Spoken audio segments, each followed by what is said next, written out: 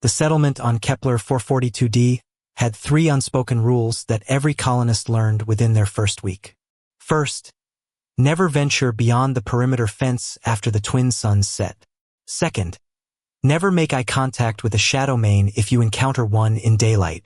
Third, and most important, never, under any circumstances, approach the shadow mane breeding dens in the crystalline canyons. Arya Valen had broken all 3 rules 6 months ago, and somehow, impossibly, it had saved her life. Now, as the binary sunset painted the sky in shades of violet and amber, she sat cross-legged on the smooth obsidian floor of matriarch Kesvier's den, watching 4 cubs tumble over each other in a chaotic ball of fur, claws, and playful snarls. The Shadowmans were magnificent creatures, evolved apex predators with sleek midnight black fur that seemed to absorb light itself, 6 powerful legs ending in retractable talons, and eyes that glowed with an eerie bioluminescence ranging from deep blue to bright amber depending on their emotional state. These cubs, despite being only 8 months old, were already the size of earth wolves, their bodies rippling with developing muscle beneath that impossible dark fur. They wrestled and pounced with the kind of joyful abandon that transcended species, a universal language of youth that Arya had come to cherish. The largest of the 4, a male the matriarch had allowed Arya to name Striker, currently had his sister Shimmer pinned beneath him, though she was twisting with remarkable flexibility, preparing to reverse their positions. The other 2, Shadow and Spark, circled the wrestling pair, looking for an opening to join the fray. Their eyes flickered between blue and green, excitement and anticipation dancing in those alien gazes that Arya had learned to read as easily as human expressions. Matriarch Kesvier had left 3 hours ago to hunt the crystalline forests that stretched beyond the canyon walls, a weekly ritual that could take anywhere from 4 hours to an entire night. She trusted Arya, a human, to watch over her young. It was an arrangement so unprecedented, so utterly impossible by conventional understanding, that the other colonists had declared Arya either insane or suicidal when they learned of it. 6 months ago, they might have been right. Arya pulled her thermal jacket tighter, though the den's natural geothermal vents kept it warmer than the frigid night air outside.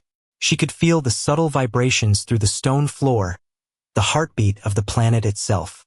Her own heartbeat had slowly synchronized with these rhythms over the months, her circadian rhythm adapting to the 28-hour day cycle, her senses sharpening in ways that surprised her. She had no weapons. Kesvier absolutely forbade them in the den.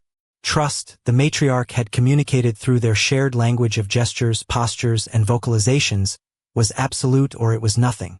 Arya had agreed, understanding that this was not merely a rule but a fundamental principle of Shadowmane culture. To bring a weapon into the den would be to declare everyone within it a potential threat, an insult that could never be forgiven. The cubs settled down gradually, their play fighting giving way to contented grooming as they licked each other's fur. Striker, ever the protective older brother despite being born only minutes before his siblings, positioned himself closest to Arya, his bulk serving as a warm, purring barrier between her and the den's entrance. He had appointed himself her guardian, a role he took seriously with endearing determination. Arya smiled, reaching out to scratch behind his ears. His eyes immediately shifted to a warm amber, the color of pure contentment, and his purr deepened to a rumble that vibrated through her fingers. The other cubs, not wanting to miss out on affection, padded over, creating a pile of warm bodies around her. Shimmer draped herself across Arya's lap, despite weighing at least 40 kilograms. Shadow and Spark curled up on either side, their heads resting on her thighs. This was her family now. Not the colonists who looked at her with confusion and pity. Not the Earth she'd left behind, with its overcrowded cities and dying ecosystems. This den, these cubs, the fierce matriarch who hunted beneath alien stars. This was home.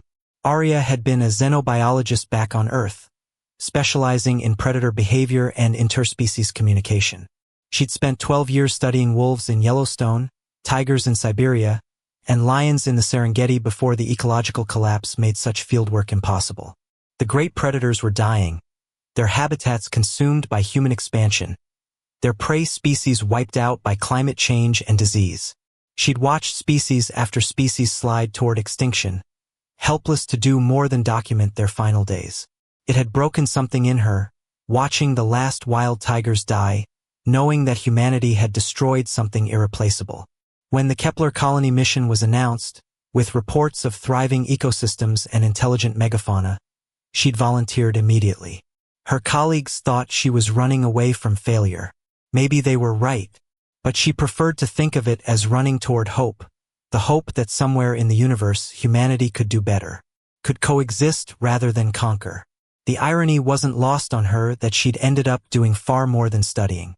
She'd become part of their world in a way no scientist had ever imagined possible. Not an observer but a participant, not an analyst but family. The transition hadn't been easy. The other colonists, all 237 of them, carefully selected for their skills and psychological profiles, had been wary of her obsession with the Shadowmans. They'd come to Kepler 442d to build a new society, to terraform and colonize, to extract resources and establish trade routes. The native life forms were obstacles to be managed or threats to be neutralized. Arya saw them as neighbors, as fellow inhabitants of this world who had prior claim to it. That philosophical difference had made her few friends in the settlement. It had started with an accident, of course. Most profound changes in life did.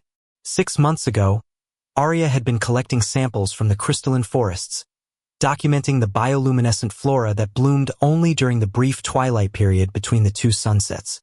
The trees themselves were silicon-based life forms, their trunks composed of living crystal that grew in fractal patterns, refracting and amplifying the fading light into displays that rivaled Earth's northern lights. She'd stayed out too late, mesmerized by the dancing lights, cataloging 17 new species of luminescent fungi and taking detailed scans of the crystal tree's growth patterns. Her research into the symbiotic relationships between the silicon-based and carbon-based life on this world was groundbreaking, or would have been if anyone back on Earth cared about anything beyond quarterly profit reports. By the time she noticed how dark it had gotten, the second sun had fully set, and the temperature was dropping rapidly. Night on Kepler 442d was brutal. Temperatures could plummet to -40°C in under an hour. Her thermal suit could handle it, but the nocturnal predators were another matter entirely. She'd started back toward the settlement when she heard them, the distinctive clicking calls of razorfangs. These pack hunters were smaller than Shadowmans but far more numerous, with a coordinated hunting strategy that had claimed 3 colonists in the first month of settlement. They communicated through echolocation clicks, mapping their environment and prey with terrifying precision. Arya had run, adrenaline overriding common sense, crashing through the undergrowth with no thought to direction. Her headlamp beam bounced wildly as she sprinted, and she could hear the razorfangs pursuing, their clicking calls growing closer. There were at least 6 of them, possibly more. Against a pack that size, she had no chance. In her panic, she'd stumbled into a canyon she didn't recognize, one that wasn't on the colony's maps. She'd been going too fast, feet skidding on loose scree, and suddenly there was no ground beneath her. She fell, sliding down a steep embankment in a shower of loose stones, her thermal suit tearing on jagged rocks. She landed hard in a shallow ravine at the bottom, the impact knocking the wind from her lungs. That's when she'd heard it, a sound that froze her blood, the deep, resonant growl of a Shadowmane. The colonists had recorded these vocalizations and shared them in safety briefings. The message was always the same. If you hear this sound, you're already dead. Adult Shadowmans were enormous, easily 3 meters at the shoulder, weighing close to a ton. Their claws could rend steel, their jaws could crush bone, and they were intelligent enough to use tactics, to ambush, to anticipate their prey's movements. And Arya had literally fallen into one's den. She'd looked up, expecting to see death approaching, and instead found herself staring into the glowing blue eyes of matriarch Kesvier, who stood protectively over 4 small forms. Newborn cubs, barely 2 months old, their eyes just recently opened to the world. The matriarch had been magnificent and terrifying in equal measure. Her midnight fur seemed to absorb what little light filtered into the den, making her appear as a living shadow, defined only by those glowing eyes and the gleam of ivory fangs. She was positioned defensively between Arya and her cubs, every muscle tensed, ready to strike. For a moment, Human and Shadowmane stared at each other, both calculating, both trying to determine if this encounter would end in violence. Arya had slowly raised her empty hands, making herself as small and non-threatening as possible. She'd reviewed the colony's research on Shadowmane body language, knew that direct eye contact was seen as a challenge, that sudden movements triggered predatory instincts. She'd lowered her gaze slightly, shown her palms, and made a soft huffing sound. Not a human sound, but something she'd heard the Shadowmans make in the colony's surveillance recordings, something that seemed to indicate non-aggression. Kesvier's head had tilted slightly, considering this strange creature that had literally fallen into her den. Then the Razorfangs had arrived. Their clicking filled the ravine as they swarmed down the embankment. 6 lean predators with elongated snouts filled with needle-like teeth, their bodies covered in chitinous plates that clattered as they moved. They'd caught Arya's scent and were following it, unaware or uncaring that they were entering a Shadowmane's territory. Kesvier had made a split-second decision. She'd snarled at Arya, a command that needed no translation, "Stay down," and then launched herself at the Razorfangs with terrible fury. Arya had pressed herself against the den wall, making herself as small as possible, watching in awe and terror as Kesvier defended her territory and young. The battle had been brutal and swift. Shadowmans were solitary apex predators for a reason. The surviving Razorfangs had fled, and Kesvier had returned to her den, bleeding from several wounds but victorious. That's when Arya had done something that surprised them both. Instead of fleeing, she'd approached slowly, hands open, making soft sounds she hoped conveyed peaceful intent. She'd activated her medical scanner, a handheld device that could analyze biological structures and identify injuries across a wide range of biochemistries. The scanner's holographic display lit up with data, showing Kesvier's massive form in wireframe overlay. Multiple lacerations, 2 cracked ribs, extensive bruising, and, most critically, a deep gash along the matriarch's left flank that was already showing signs of infection. The Razorfang's teeth were coated in bacteria that could cause rapid sepsis in their prey, a biological weapon honed by millions of years of evolution. Arya had gestured to the wound, then to her medical supplies, a question clear in her actions. She didn't speak, knew that human speech would mean nothing to the Shadowmane, but tried to communicate through the universal language of concern and intent. Kesvier had watched her for a long moment, those intelligent eyes assessing, calculating. Arya could see the thought process happening behind those glowing orbs. This human had just witnessed the matriarch's power, had seen her tear apart 6 Razorfangs without taking a single step backward. The smart move would be to run, to report back to the settlement about the den's location, to call for extermination teams. Instead, this small, fragile creature was offering help. Finally, incredibly, Kesvier had lowered herself to the ground, allowing access to the wound.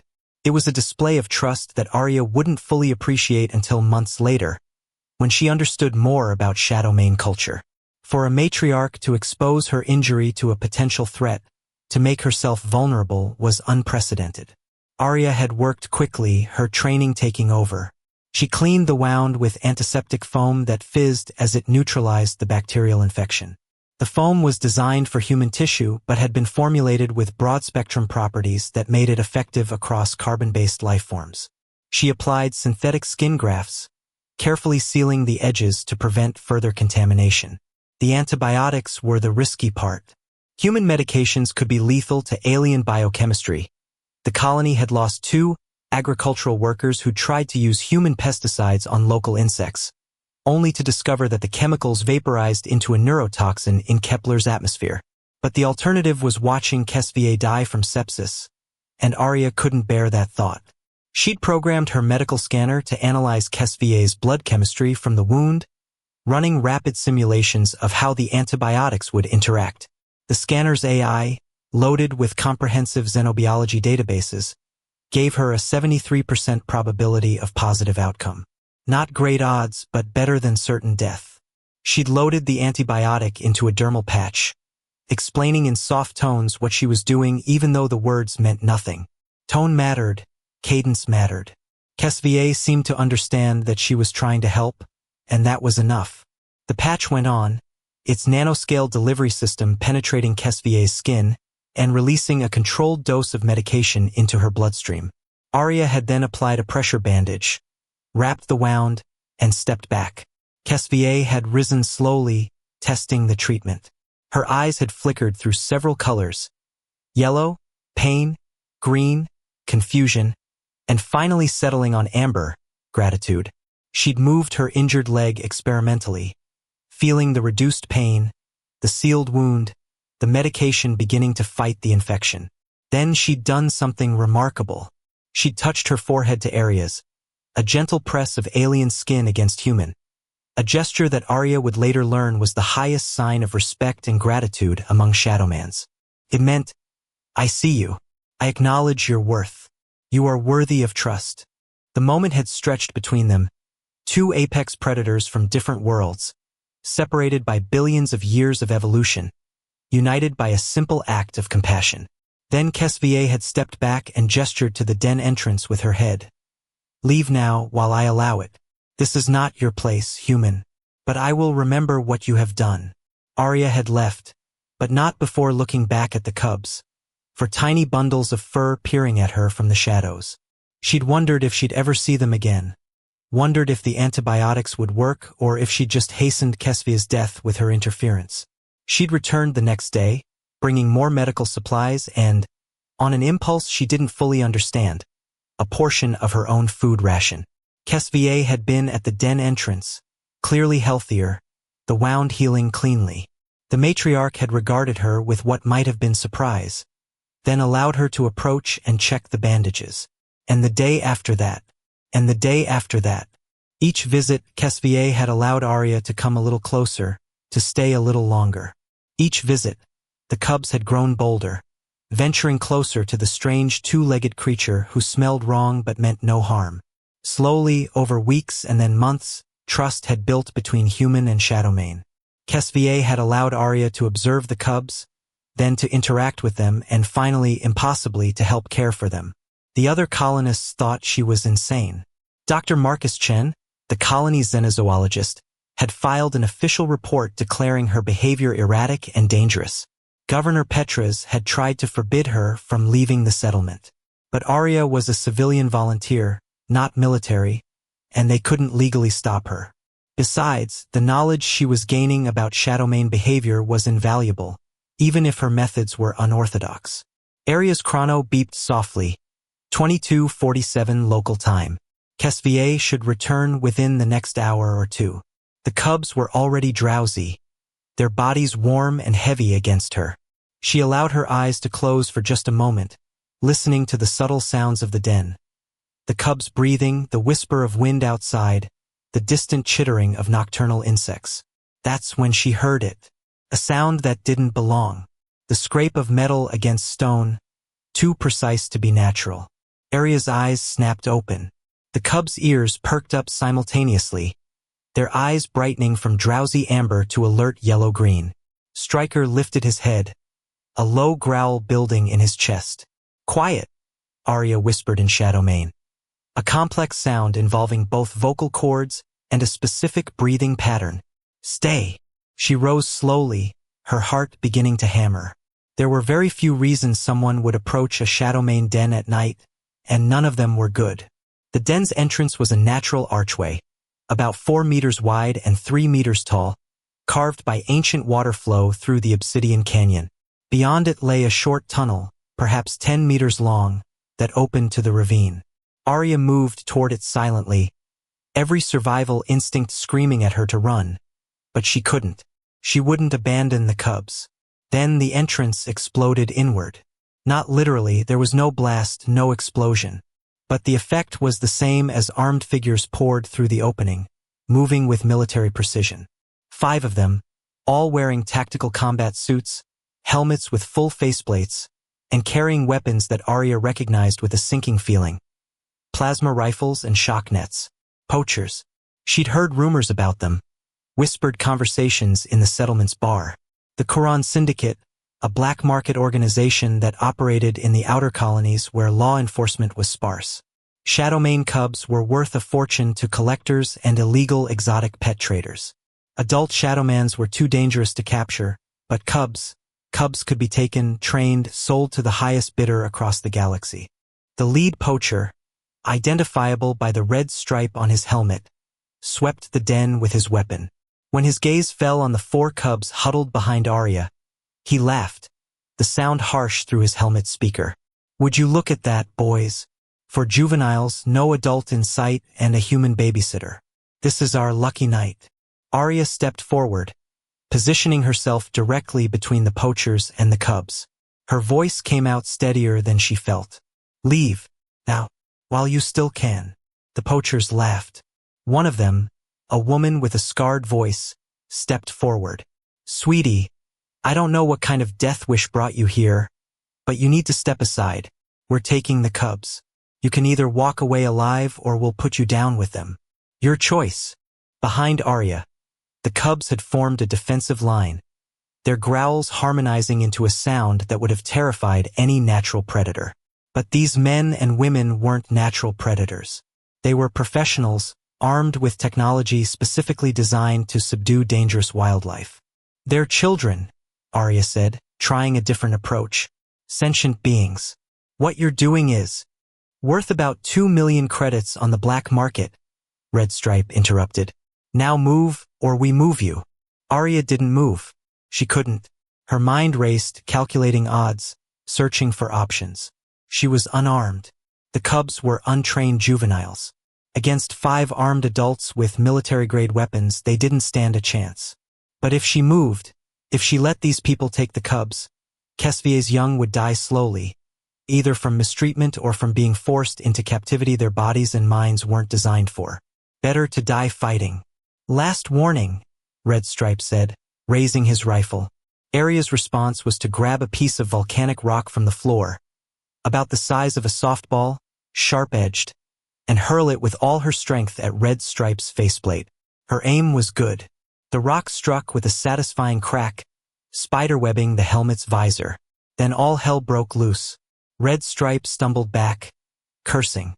The other poachers opened fire, not lethal shots, not yet, but warning shots that superheated the air around Arya's head. She dove to the side, rolling across the obsidian floor. The cubs scattered, their training kicking in despite their youth.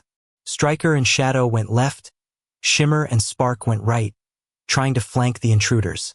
Arya scrambled behind a natural pillar of stone, her breath coming in gasps. She could hear the poachers' communications through their helmet speakers. "Deploy nets on the cubs. Stun the human. Where'd the little bastards go? Spread out, watch for." Striker's roar cut through the air as he launched himself at the nearest poacher from a shadowed alcove. 60 kilograms of muscle and claw slammed into the man, taking him down. The poacher screamed as Striker's teeth found the weak point in the armor at the neck seal. "Get it off me! Get it off!" 2 poachers converged on Striker, but Shadow was already moving. The smallest of the cubs, Shadow was also the fastest, a blur of dark fur that seemed to materialize from nowhere. She went for the legs, her claws raking across Kevlar-reinforced suit material, searching for joints. The poacher stumbled, and in that moment of imbalance, Shimmer struck from behind, her weight and momentum knocking him forward. His rifle clattered away, skittering across the stone floor toward Arya.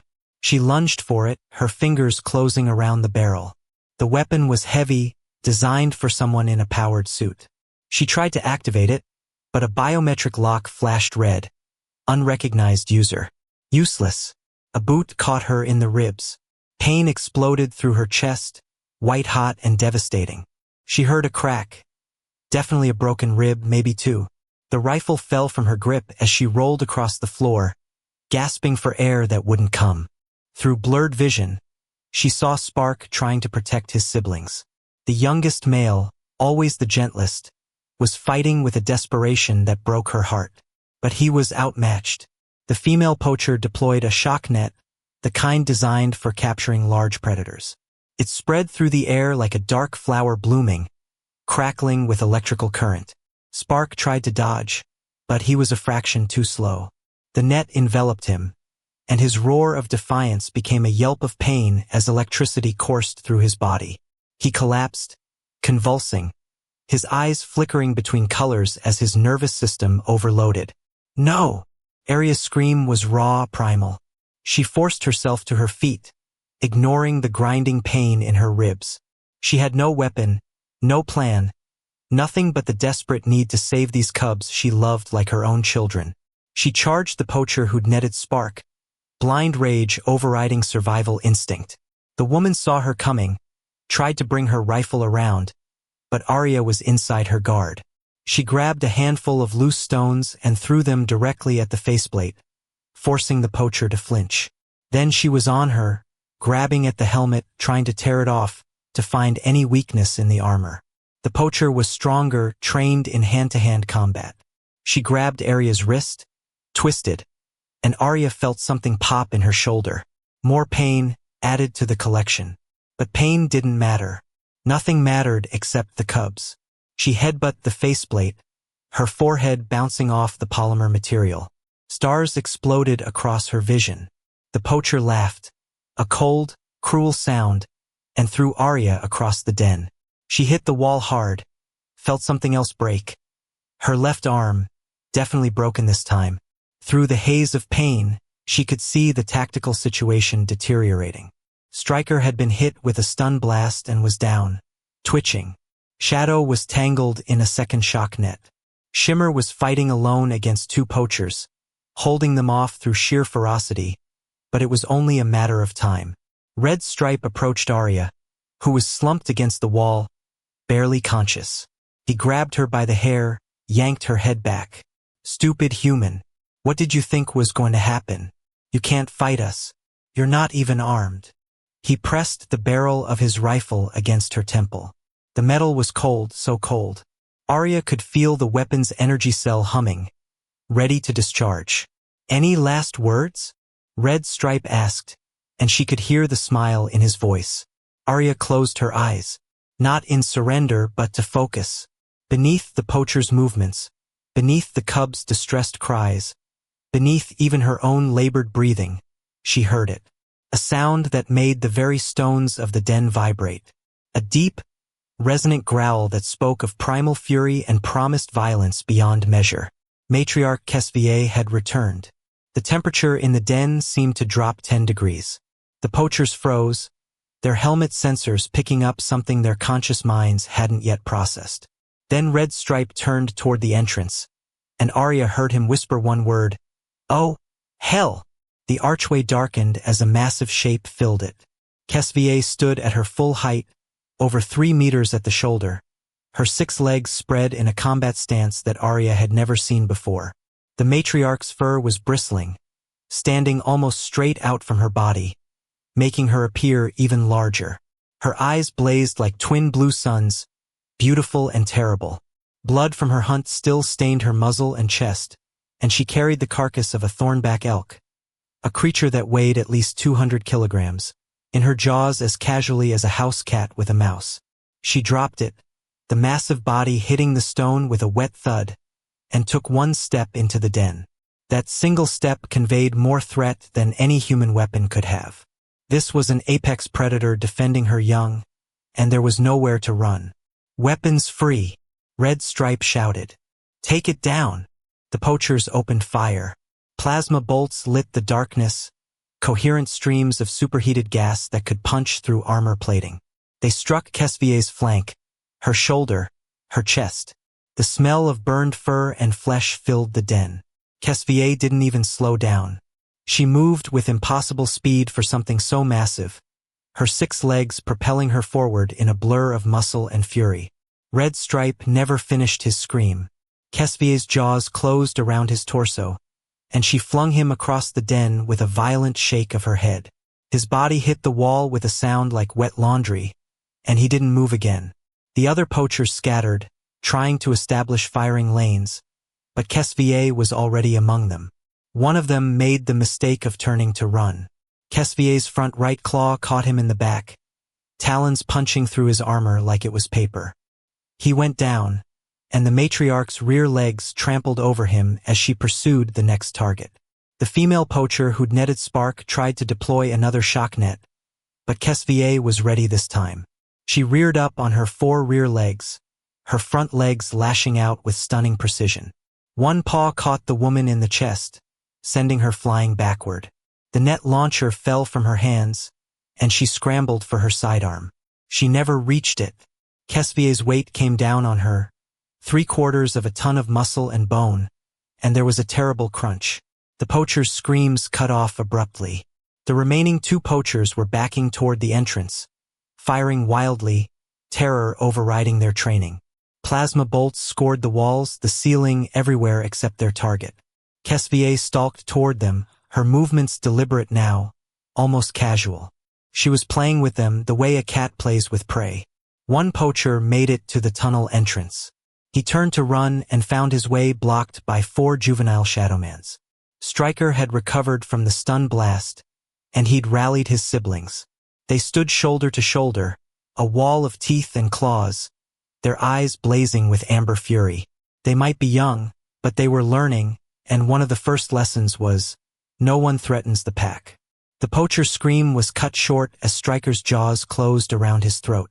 The last poacher dropped his weapon, raised his hands. "Please," he begged, his voice cracking through the helmet speaker.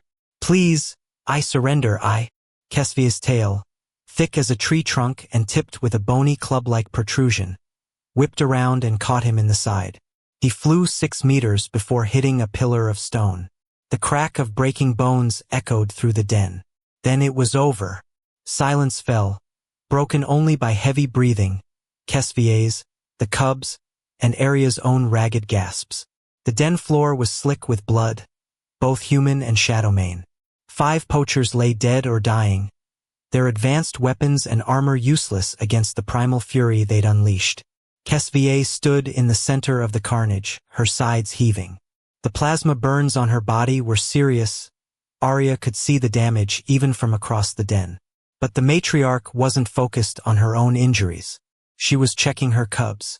She moved to each one in turn, sniffing them, nudging them with her massive head. Stryker first, then Shadow, then Shimmer. Each responded to her touch, pressing against her, their relief palpable. When she reached Spark, still tangled in the shock net, she snarled, a sound of pure rage that anyone had dared hurt her youngest. She carefully gripped the net in her teeth, mindful of the electricity still crackling through it, and tore it apart. Spark tumbled free, weak and disoriented but alive. He pressed against his mother's leg, shaking. Then Kesvier turned to Arya. The human was still slumped against the wall, barely conscious. Her left arm hung at an unnatural angle. Her face was bruised and swelling. She'd taken a beating that would have killed most people, and she was still breathing only through sheer stubbornness. Kesvier approached slowly, each step deliberate. Her hot breath washed over Arya's face, carrying the scent of blood and alien forests and something else. Concern, perhaps. Worry. These were her cub's protector, the strange human who'd fought without weapons against armed killers, who'd put her fragile body between danger and the young. Arya forced her eyes open, meeting Kesvier's glowing gaze. "I'm sorry," she whispered in Shadowmane. The words barely formed through her split lip. "I wasn't strong enough. I couldn't stop them all." Kesvier's response rumbled through Arya's bones, a complex vocalization that conveyed multiple meanings. Gratitude, respect, pack bond, family. Then gently, impossibly gently for such a deadly creature, Kesvier pressed her massive forehead against Arya's. The gesture was held for a long moment, a benediction, an acceptance, a promise. "You are pack. You are family. You are mine to protect as I am yours." Tears streamed down Arya's face. She didn't try to hide them or explain them. Her unbroken arm reached up, trembling with pain and exhaustion, to touch Kesvier's scarred muzzle. "Family," she whispered. "Yes." The cubs surrounded them, pressing close, adding their warmth to the moment. Even Spark, weak from the shock net, crawled over to lean against Arya's legs. Stryker licked her face, his rough tongue gentle. Shadow and Shimmer curled up on either side of her, their bodies providing support so she wouldn't fall over. Kesvier stepped back and surveyed the den. The poachers' bodies would need to be removed, dragged far from the den and left for scavengers. It was both a practical necessity and a message to any others who might consider similar attacks. The Shadowmane breeding dens were not to be violated. Not by humans, not by anyone. But first, injuries needed to be treated. Kesvier made a complex vocalization, a command, but also a request. Stryker responded immediately, padding over to the corner of the den, where Arya kept a small cache of supplies. He returned carrying her medical kit in his jaws, careful not to puncture it with his fangs. Arya tried to laugh, but it came out as a pained wheeze. Smart boy. Good boy, Stryker. She took the kit with her good hand, fumbling it open. Her vision swam as shock tried to claim her, but she forced herself to focus. Kesvier's injuries took priority. The plasma burns were serious, potentially fatal if they got infected. I need to treat you, she told the matriarch. Please, let me help. Kesvier studied her for a moment, then lowered herself to the ground, presenting her injured flank. Trust, even in pain, even in the aftermath of battle. The foundation of their bond. Arya dragged herself over, leaving a smear of blood on the stone. Her broken arm screamed in protest with every movement, but she ignored it. She'd dealt with worse. She'd had to. Working one-handed was difficult, but she managed. She cleaned Kesvier's burns with antiseptic foam, applied synthetic skin grafts to the worst areas, and administered broad-spectrum antibiotics and pain medication. The matriarch bore it all in stoic silence, though her eyes occasionally flickered to yellow when the pain was particularly intense. The cubs watched anxiously, learning. This was how Pack took care of Pack. This was what it meant to be family.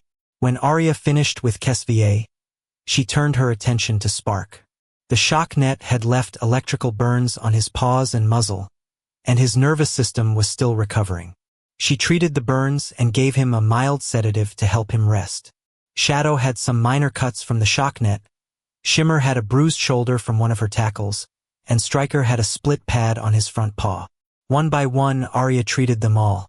Only when every cub was cared for did Kesvier allow Arya to address her own injuries.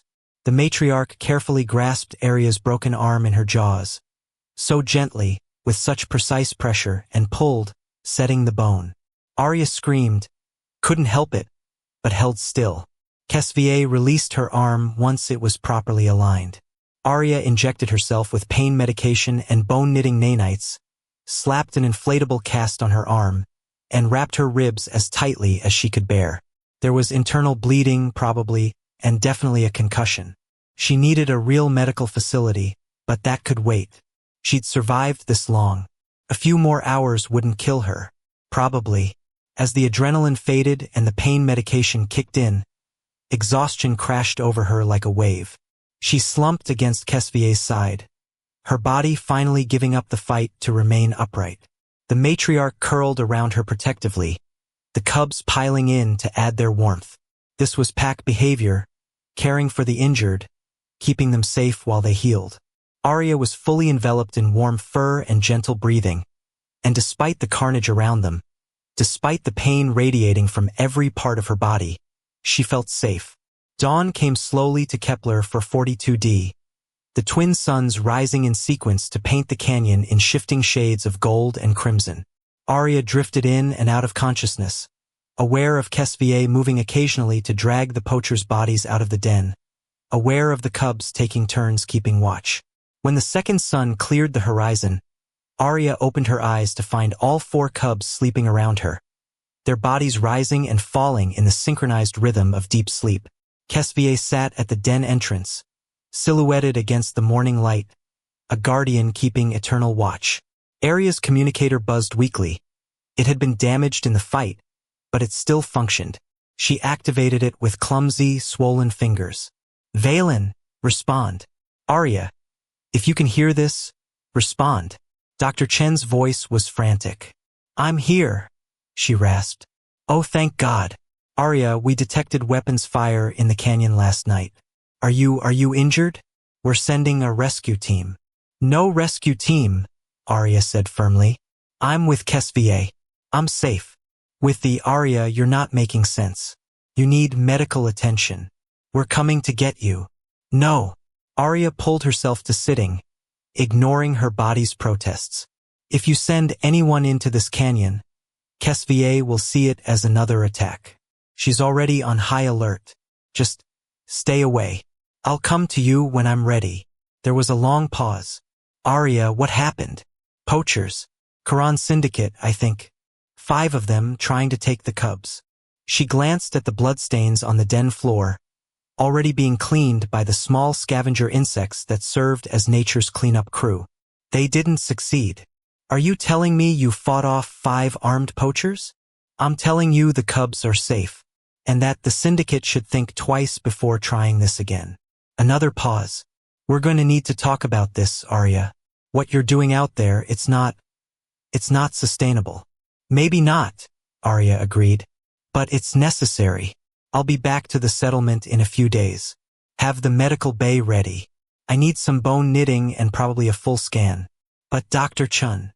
Yes. If anyone asks, you tell them the truth. The Shadowmans aren't monsters to be feared or resources to be exploited. They're people. They're a society, a culture, as complex and worthy of respect as our own. What happened here proves it. They protect their own, they show gratitude, they form bonds that transcend species. I'll include that in my report. You do that. Arya closed the communicator. Kesvier had turned from her vigil at the entrance to watch Arya. The matriarch made a complex vocalization, a question. Are you well enough to move? Do you need to return to your human den to heal properly? I'm staying, Arya answered in the shared language. If you'll have me. My place is here with my pack. The matriarch's eyes shifted to warm amber, and she made a sound that was almost a purr. Approval. Acceptance. Welcome home, strange human who fights for her young.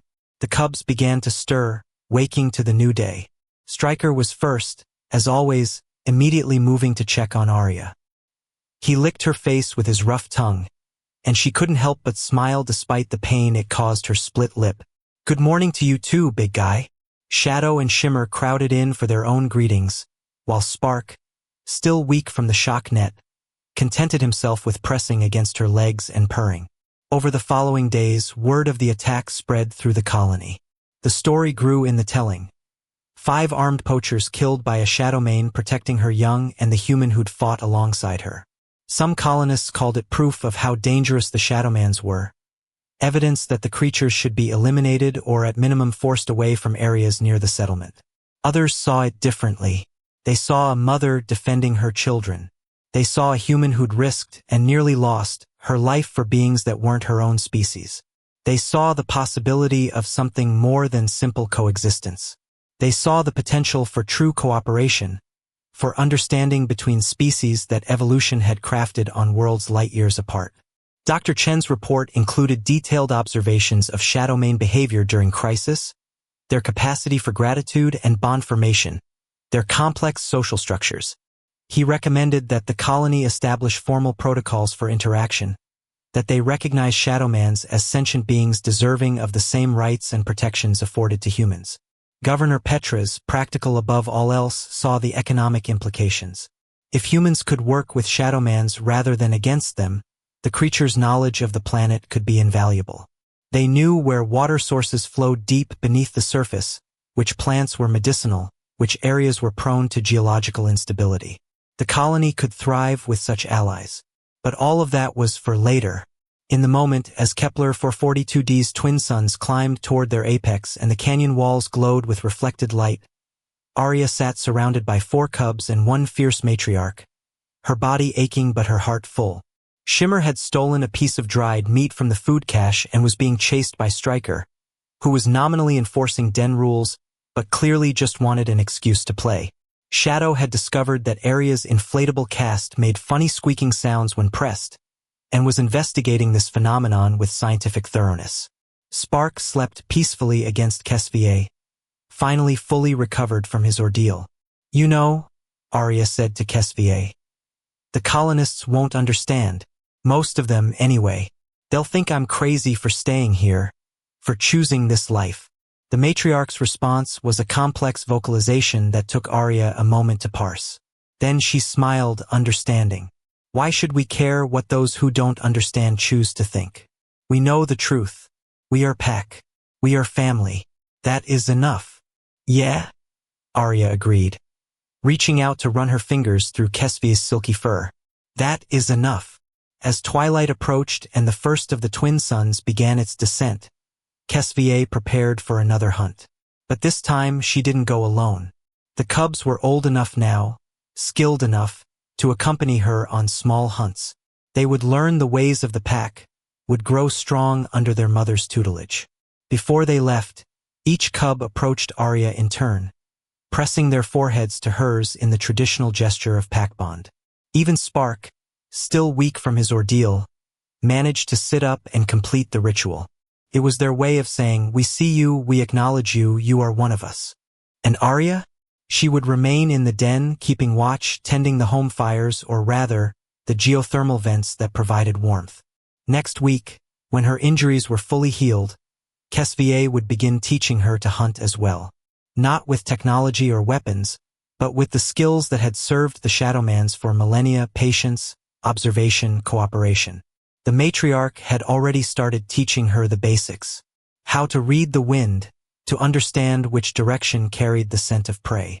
How to move silently despite having only 2 legs instead of 6. How to identify tracks, to age them, to determine the health and size of the creature that made them. How to work as a team, using Arya's human intelligence for planning and strategy, while the Shadowmans provided the physical prowess to execute those plans. She would never be as strong as a Shadowmane, never as fast or deadly.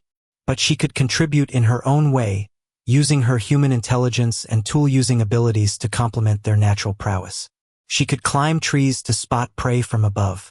She could create simple tools, snares, deadfalls, diversions that made hunts more efficient. She could tend injuries and treat infections, knowledge that had already saved Kesvie's life and would undoubtedly be needed again. Together, they were more than the sum of their parts. Arya's scientific mind combined with millennia of Shadowmane instinct created something new, a hybrid approach that was proving remarkably effective. Last week, they'd brought down a thornback elk together, Arya spotting the herd from a crystal tree, Kesvie coordinating the cubs' approach based on Arya's information, and the whole pack working together to separate the weakest individual from the herd. The meat from that kill had fed them for days, with enough left over to preserve using techniques Arya had taught them. Smoking the meat over specific woods that added flavor and antimicrobial properties. The Shadowmans, in turn, had taught her which plants were edible for humans, which had medicinal properties, which should be avoided at all costs. It was a true exchange of knowledge, a melding of 2 different types of intelligence. And it was working. That night, as the cubs chased small nocturnal creatures through the canyon under Kesvie's watchful eye, learning to coordinate their movements, to communicate silently through body language and subtle vocalizations, Arya stood at the den entrance and looked up at the alien stars.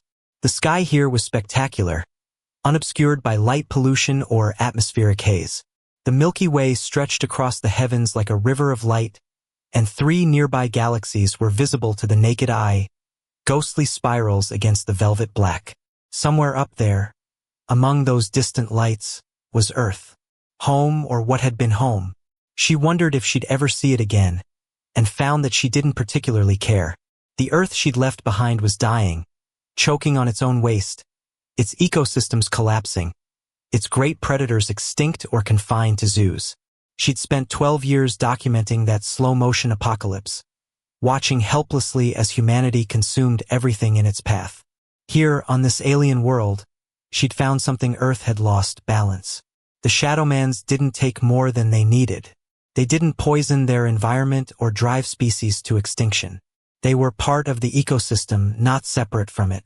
They understood, in a way humans had forgotten, that everything was connected.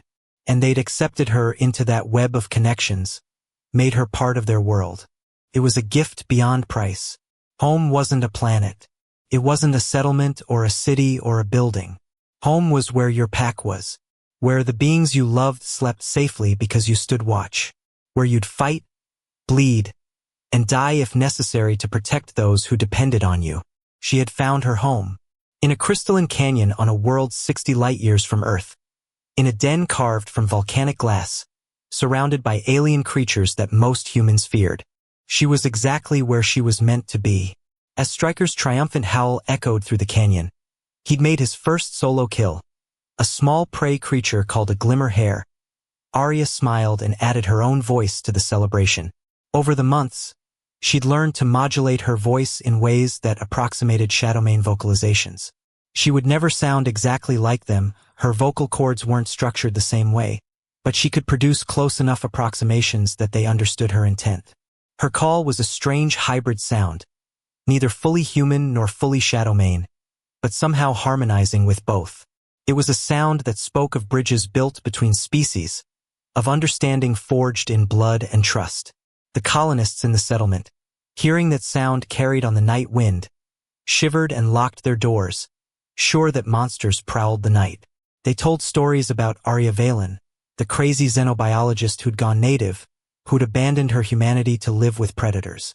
Some said she was more animal than human now. Others said she was a cautionary tale about what happened when you let alien worlds change you. They were wrong. Not monsters, family. Not abandonment, choice. Not changed, evolved. Arya Valen had learned a lesson that most humans never would. That intelligence and consciousness weren't unique to humanity. That family could be found in the most unexpected places. That love transcended the arbitrary boundaries of species and origin. She'd learned it in blood and starlight, in pain and trust, in fear and courage. And she would spend the rest of her life honoring it, being worthy of the faith that matriarch Kesvier and her cubs had placed in a strange, fragile human who'd stumbled into their den 6 months ago. The twin moons rose over the canyon rim, casting double shadows that danced across the obsidian walls. The crystalline forests began their nightly symphony, each tree resonating at a slightly different frequency, creating harmonics that filled the air with ethereal music. Somewhere in the distance, a pack of howler birds called to each other, their cries echoing and re-echoing until they became a ghostly chorus. This was Kepler 442d at night, beautiful, dangerous, alive in ways that Earth had forgotten how to be.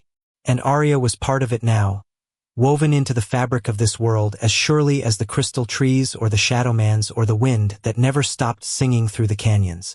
When Kesvier and the cubs returned an hour later, dragging the carcass of Stryker's kill and celebrating his success, Arya was waiting with fresh water from the underground stream and soft bedding made from dried grasses.